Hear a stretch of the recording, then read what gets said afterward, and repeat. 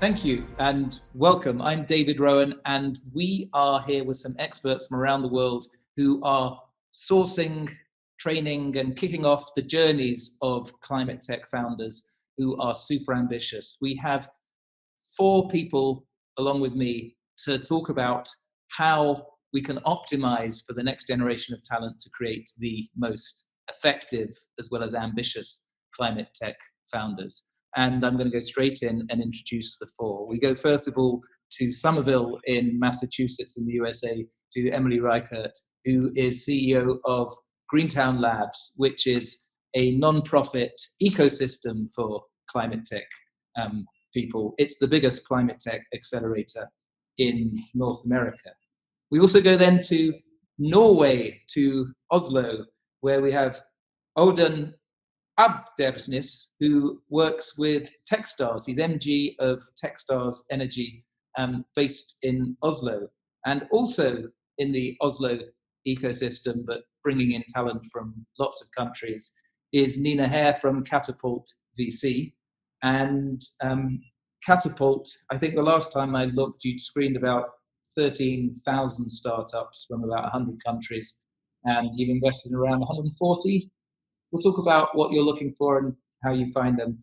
And then finally, at SOSV, which has IndieBio and Hacks and some other very ambitious accelerators, more than $1 billion under management. Welcome, Poe Bronson. You've probably read some of his best-selling books. He's done what I've tried to do, which is make that journey from journalism, I ran Wired in the UK, to the world of emerging talent. And the latest book, Poe, that I've read of yours, which I wish I could get you to sign in person, is Decoding the World, which sets out your thesis about how the climate tech entrepreneurs are going to solve a lot of our problems. So welcome, all of you. So I'm going to kick off with, because you have this central role in filtering the talent that gets the early help, that gets the funding, what are you looking for when you've got hundreds of companies, some of them extremely early stage applying,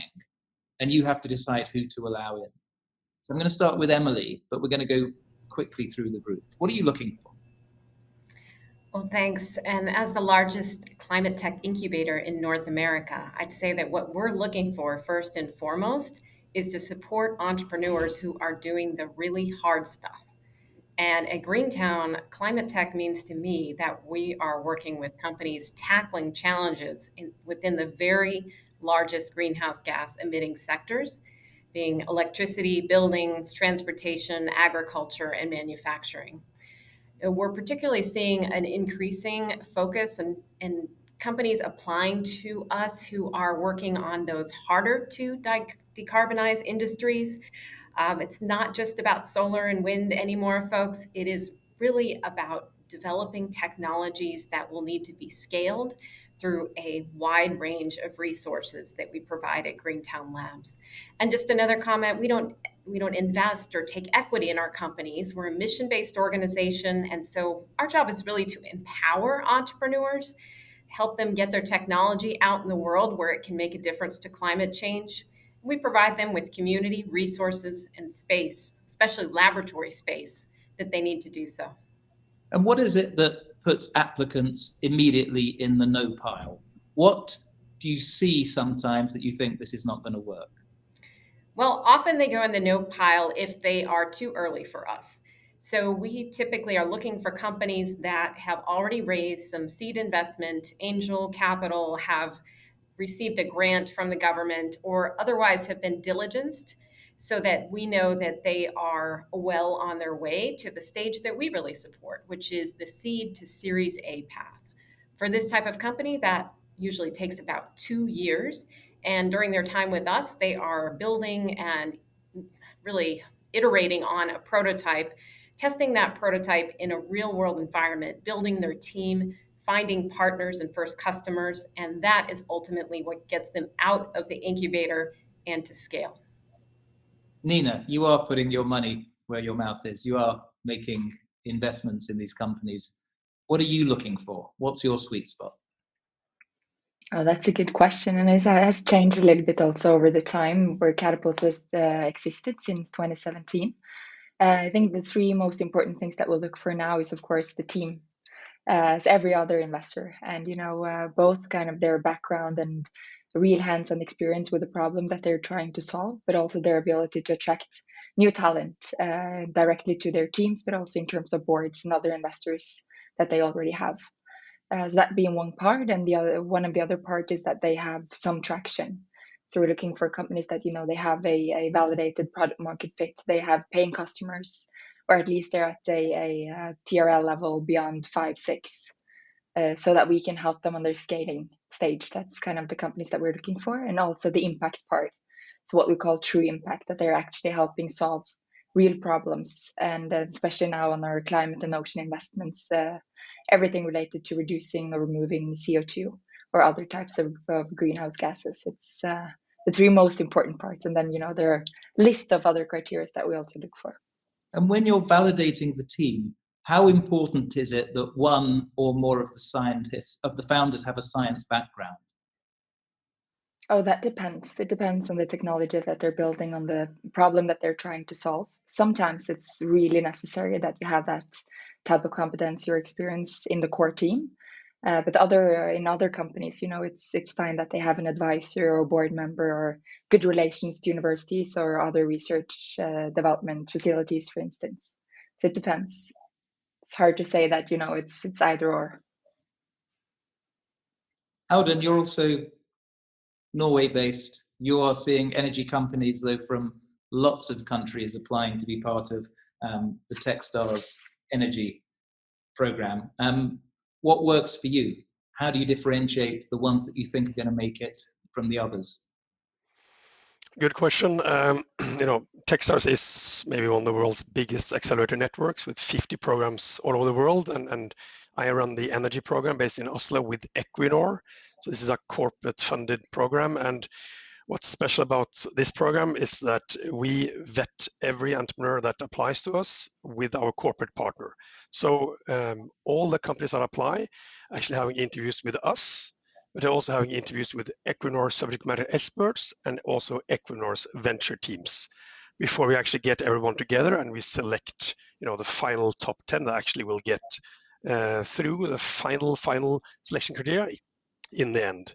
It's a very long process, but it boils a lot down to the teams, but also traction, because we learned over time that companies that have traction, that have demonstrated some form of commercial relationship with a large energy company, actually tend to do much better in the program. And just as an example, our 2018 class in Techstars Energy is actually now worth more than $350 million. So that's pretty impressive for a startup accelerator, right? And we're very proud of that.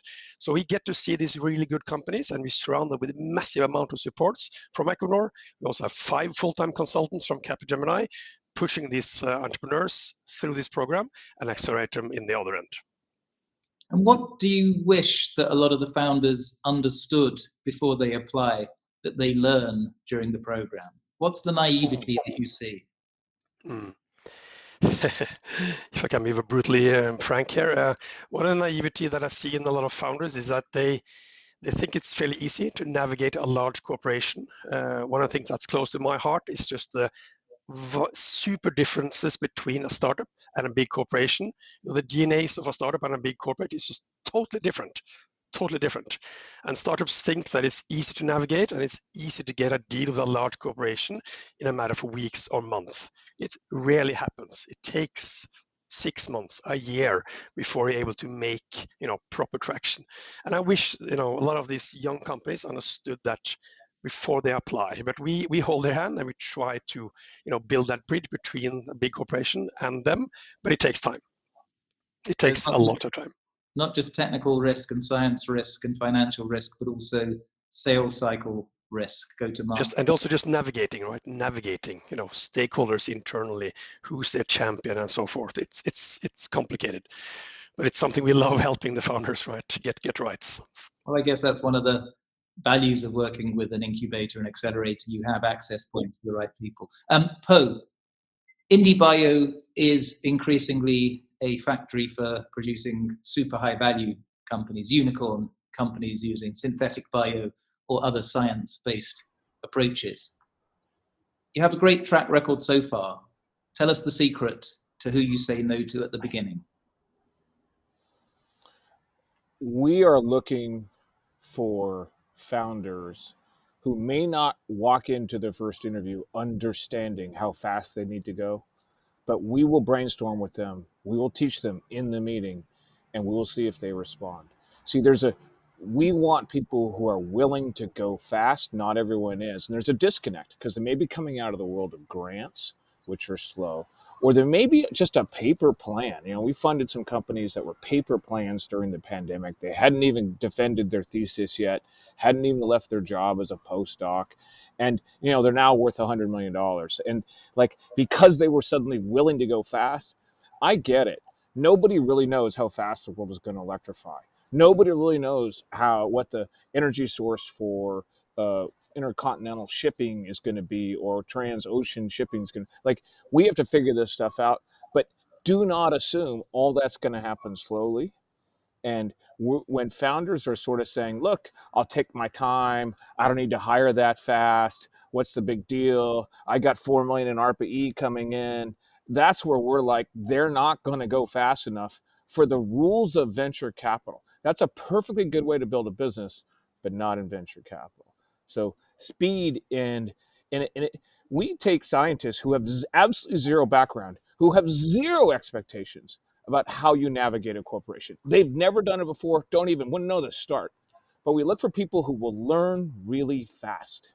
People who in just a couple of interviews, we see how fast they learn. And then I know I can teach them because I've navigated thousands of corporations. So I can teach them. I need them to be able to learn. Do you have a trick interview question that lets you know whether this is a teachable founder? Are there some hacks you can share? Okay, well, I don't have any standard questions, but I asked a good one of a founder just a couple of weeks ago because I got this feeling that this founder, brilliant scientist that he was also very empathic. And so in front of my team who'd never seen this question before, I asked him this question. What's the next question I'm going to ask you? To see if he could read, because we have different people on our team of different styles, if he could read me to understand where I was going. And he got really close, and my team was blown away. And I said, here was the question. I was like, so we are looking for empathy, connection, trust building. Not like I'm going to get money because I built my robot and it makes sense, but because you can trust me and I want to love you and I want to work with you. And understanding that aspect is what it takes to do great things in this world, in every part of our world. I'm going to share with you one of my hacks as well. I run a community of people working in climate tech called Voyagers, and we have a little fund from the community. And one of the questions that I find really effective is, okay, I've heard your pitch. It's 5 years from now, the counter history, you failed. You're back, trying to get a job in a bar or something. Talk through why you failed. And there's no right answer, but I think it's awareness of the real risks that they're facing. If everything's shiny and perfect, often they're not prepared for the level of competition, for the funding risk, for the technical risk. But don't tell anybody, because I still want to use that question. So we talked a bit about what we need from we talked a bit about what we need from founders. What do founders need from investors? What makes a genuinely helpful investor partnership? And I'm going to throw this to any of you because you're at the sharp end. What do you see that investors, if they're adding genuine value, can genuinely offer? Well, I can start by taking that one. And of course, we're not an investor, but I'd say we definitely are teeing startups up for investment. And over the past 10 years, I think we've developed a pretty good sense of what founders need. First thing, just to clarify, is we focus on climate tech exclusively, and we also focus on companies that are building hardware or equipment that will ultimately need to be manufactured. And I'd say that if you asked a startup, what do they get from Greentown Labs first and foremost, they will say community. It is a very lonely, long haul to be an entrepreneur, period. But when you add climate tech to that and you add doing a science and engineering company, that adds a lot of stress. It's a long time. And so having fellow entrepreneurs that you can work with, share ideas with, share interns with, share tools with, has been the thing that our founders have appreciated the most. I think secondly, their time is money, to use the simple phrase. And so we provide our startups with all kinds of resources and connections, whether it's software, access to HR, PR, accounting, legal, IP, all of these things we've figured out over the last 10 years who the good people to go to are, who are not going to waste our founders' time. And so therefore, we've set it all up. All they have to do is click on a link and they can access it. And then in terms of the three areas that we see startups struggle with who are building this climate tech hardware, we have specialized programming to address these things. One has already been touched on. These companies are going to need corporate partners to get to scale. End of story. These are mostly B2B companies. So they need partners to pilot technology. They need customers. They need folks who are going to do joint development with them. And those are hard relationships to build and maintain. So we have programming specifically around that called Greentown Launch. We also have an investor program to get startups ready for investment, because as the investors on this call, I'm sure will agree, oftentimes you have startups coming to you who don't know why they're asking for the money that they're asking for.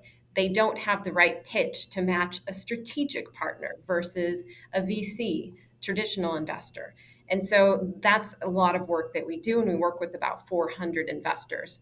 And then finally, we work with a network of about 200 manufacturers across the state of Massachusetts to help get our companies from the point of machine shop to small volume production. And that's another place that startups often struggle. They don't bring that expertise with them when they graduate from the university. And so it's very important to have that available in the incubator.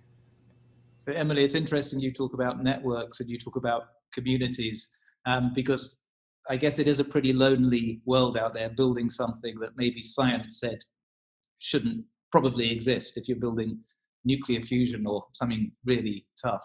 I just took 50 climate tech people for a weekend in Portugal, in the wine country, picking grapes and then treading grapes in the giant vats.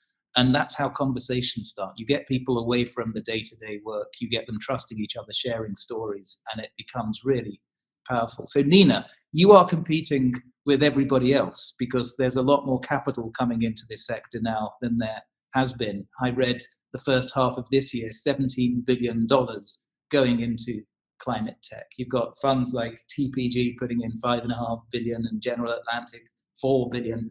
How do you say we as an investor are going to add real value that differentiates us? Oh, that's a very good question. And I think building on some of the elements that Emily already brought up, so the network effects of being part of Catapult is kind of maybe the biggest value that we bring to the teams that we accept into the program. So we accept between 8 and 12 companies per vertical to every program. And the network of mentors, investors, the community, and the alumni network is the kind of the most important value that we bring in. But I think also coming from more kind of the, not only adding capital and tools through an accelerator program, but also kind of on the human side, understanding and respecting the founders. As also Emily mentioned, founder time is the most precious thing that we have, and really understanding and respecting that and making sure that we build a program around the teams, around the founders, that will actually create more value for them compared to if they spend their time just building their business, right? Which is extreme sport to begin with. So it's that balance of being there for them and with them throughout the journey, and not being, a demanding investor, just asking them to spend time on things that we don't even know will take them to the next level. So I think that's at least the mindset that we have in Catapult when we're building the program, and we start to onboard companies way before we start the programs to make sure that we tailor it to their specific needs. And we have seen it before. We have seen most of their challenges and problems before, because we have been doing this for many years and throughout many cohorts. And I think that also is something that we bring online with other accelerators, of course, to the companies, And then the impact side, I think being an impact investor in the space of accelerators, we came in pretty early, 5 years ago. Now, it's booming, as you say, capital companies and also programs, which is fantastic because we need more, but it also makes the competition much harder for us. And also then, knowing that the companies are being more picky than what they were maybe 5 years ago, which is good because they need the right investors, they need the right capital and the right network for them to grow. And for us also to understand that there's a two-sided match to be successful, both for us and for the companies. A lot has changed though in 5 years, Nina. I mean, climate tech has gone from being a difficult sector to being one of the hottest sectors, and that is throwing an awful lot of capital in from the top. Po, when you see how much money is now coming into the field, you're investing early stage, you're helping kick off the journey of a lot of these quite ambitious companies. How do you prepare them for the best decision making about who to partner with when capital increasingly becomes a commodity at Series A, Series B, because there's so much of it currently out there? Great question. It becomes a commodity. Like at Series B is this new story that the media is telling. I don't actually believe that, but there's certainly, it's going in that direction where you can, once you've got customers, people can just call those customers, say, hey, how do you like this company? They say, great. And then a term sheet shows up the next day. But that's not happening at the super early stage. To be clear, all this new money is largely later stage. It is so hard for the startups. And even we have incredibly prestigious people around this room right now. Even when we go in, it's still incredibly hard for them. And this idea that somehow I'm a climate tech startup and people just throw money at me, that does not happen. And I think, what we try to do, we obviously at SOSV, whether it's at Hacks or we have major hardware center, or at IndieBio where we have labs, or at Mox where we have massive internet traffic to help those companies.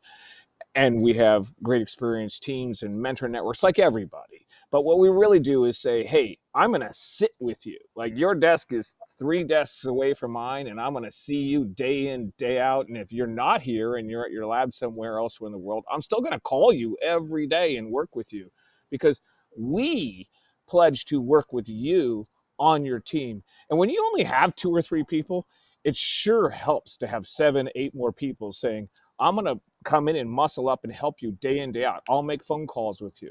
Like you're sort of like getting a halftime team full on your company.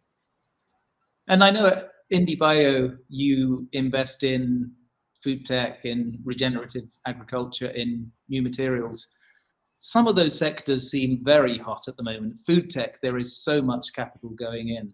Do you actively look to balance the portfolio away from some of the hottest sectors now, so you'll get access to companies that may have less competition? We will still do food companies because the alt protein sector is only 2.5% of this $2 trillion market. And it's going to take new things to do it.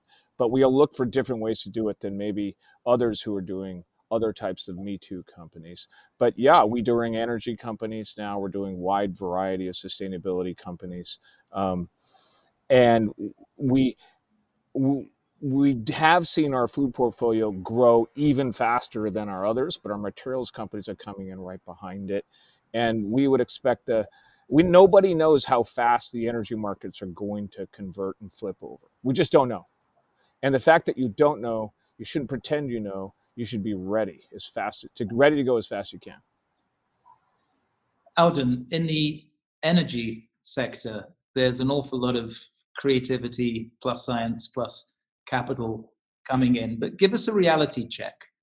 Tell us what you think differentiates the founder that is going to make it through. You mentioned understanding sales cycles, but what else do they need to know now?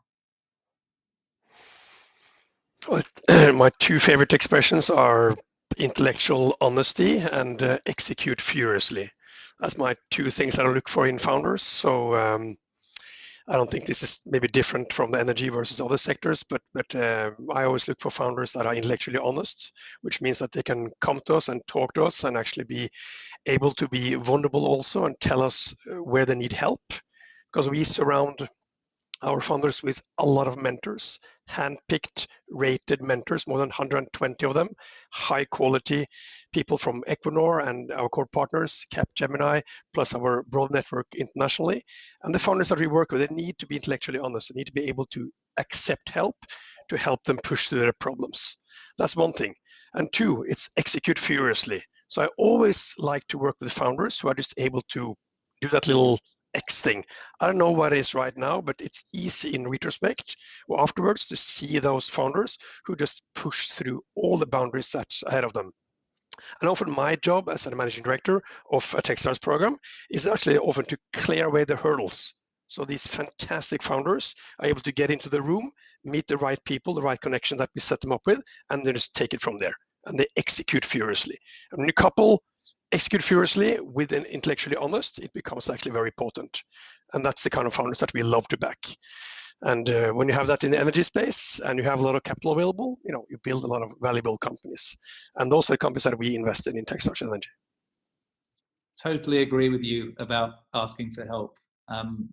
In about 100 early stage investments, I've noticed that the ones that seem most likely to make it are those that communicate even the bad news, even the stuff they need, because it's amazing that the ecosystem around them really gets a kick out of making that introduction, out of helping. Nina, a couple of tips from founders that are going to make it through. What do they need? Oh wow, that's that's a good question. I think the forward leaning, the curiosity, questioning and asking and being open and transparent has already been mentioned here. I think that's what we're looking for. Since we're taking the companies that we are investing in through an accelerator program, we are dependent on them being coachable and wanting to be part of things, wanting to learn and challenge what they're already doing to see if things can be done in a better or more efficient way. I think a prime example of that is in one of the 2019 programs. We had a very experienced founder. He had been both in the VC industry and running accelerator programs for many, many years. And he was the one that, was always on the front row, always questioning, always preparing, always challenging the others, always asking questions. And that company raised their Series B this summer as the first on the Catapult portfolio. I can't say that that was the reason. It's the whole team and their CEO and everyone else. But it's something about the mindset, really wanting to, instead of thinking that you know everything from before, and also building trust within the community and network that you're part of, bringing on other people smarter than you to take you towards success. So stay hungry, stay foolish, stay curious, as well as intellectually honest. Emily, last tip for the founders that you think are more likely to make it. I think these founders understand what it takes and that it's going to be a long haul. And you especially see that with second or third time entrepreneurs. Some of those are absolutely the most successful because they know what's going to go into actually getting to the point you need to get to, whether it's to the next round or to that technological milestone. I think the other things that I would say just quickly, really founders understanding the type of capital that they need to get there. That is often a problem. It is not a one-size-fits-all type of situation. And so understanding whether it's strategic capital, venture capital, angel investment, grants, other pathways, customer relationships, purchase orders, like what is the best route for a particular company? It needs to be very thoughtful. Obviously building a solid team, but I think more importantly, building a diverse team, because that's a resilient team. And some of the best founding teams I've seen are those that start out with strong, strong synergetic, both personalities and skill sets. And sometimes there's a male and a female at the head. Those teams go further faster and they are more resilient. And then finally, I think it's about building for the long haul. You are thinking about advisors, partners, and investors from day one, and you're building relationships toward the time when you're going to need to make that pitch or that ask. So diversity, cognitive, among other forms of diversity. You get the last word, Poe Bronson. What is going to allow all those people now thinking of applying to IndieBio to be a sure thing to be your next unicorn? Come on, a sure thing to be the next unicorn. That doesn't exist. So we're slightly exaggerating. That's like unicorns themselves, man. I get the point, though. Be curious. Nina said it. Nina Harris said it very well. Be curious. Be want to learn, and put your hands. Put yourself in the hands of some really good people, and build a team. Build a team. Build a team. Build a great team. Everyone says it. It matters even more than that. Well, that was amazing advice.